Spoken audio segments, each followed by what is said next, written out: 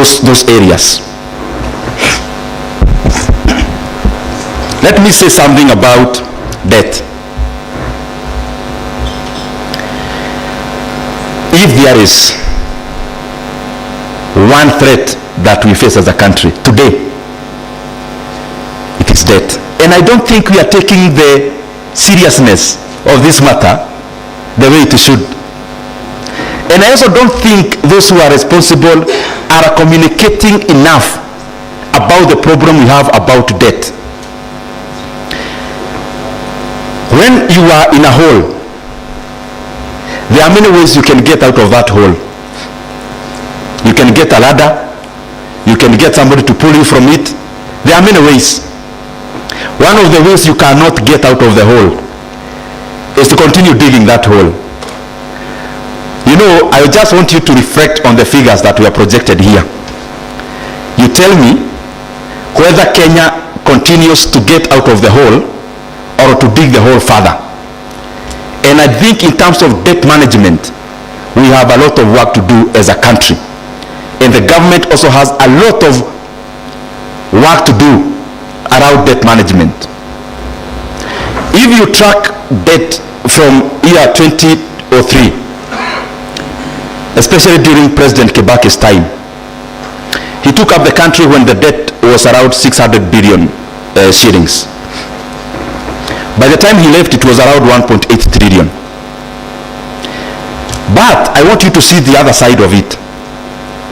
When President Kibaki came in, revenue collection in Kenya was 200 billion. Can you just imagine how small a country we were? We were collecting only 200 billion in ordinary revenue. When President Kibaki left, that figure was around or close to 1 trillion Kenya shillings. So if you look at the debt growth, the debt grew from 600 to 1.8 trillion. That's around maybe 200% over and above. But look at the revenue collection. The revenue collection, the growth was like double that of debt accumulation. And I want to say, because we know figures don't lie, you realize that the accolades given to President Mwai Kibaki, he actually deserves more. Because now we have comparisons to do. You know, when it was just President Kibaki's reign, there was no comparative analysis to do. Now he left in 2013.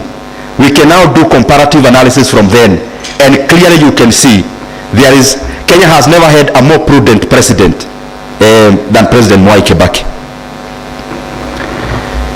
And it is the same time we had very revolutionary expenditure lines like basic education funding and all the others, that even beyond being good in terms of growth of the economy, they also are social investments, because they enhance an egalitarian society.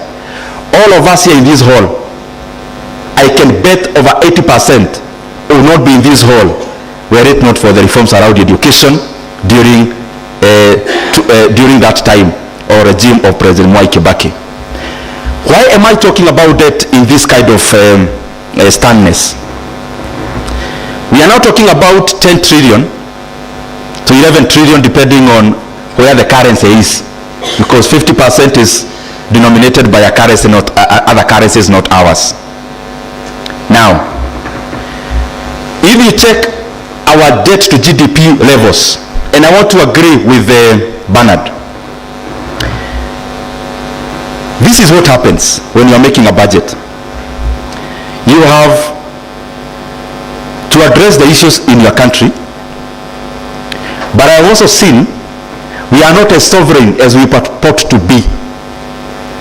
Developing countries are not as sovereign as it appears, because when you are doing revenue raising measures, for example, some of those things are conditions from people you want to borrow money from, without mentioning the exact ones. I can see in your faces you already know them. So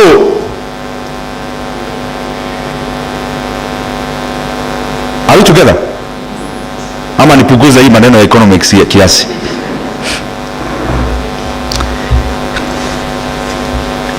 I'm looking for words for you to capture this point properly. I'm talking about debt. If you look at our debt level, 10 to 11 trillion, and I'm trying to solidify the point that was said earlier, you'll be given a condition about debt to GDP ratio. You'll also be given a condition around fiscal deficit to GDP ratio. If you notice there, GDP is cutting across both two parameters. So what do authorities do? Because the target is on a percentage. If I do 2 out of 10, 2 out of 10 is what? 2 over 10 is 20. 2 over 10. 2 divided by 10. What's that? 20%. Very well.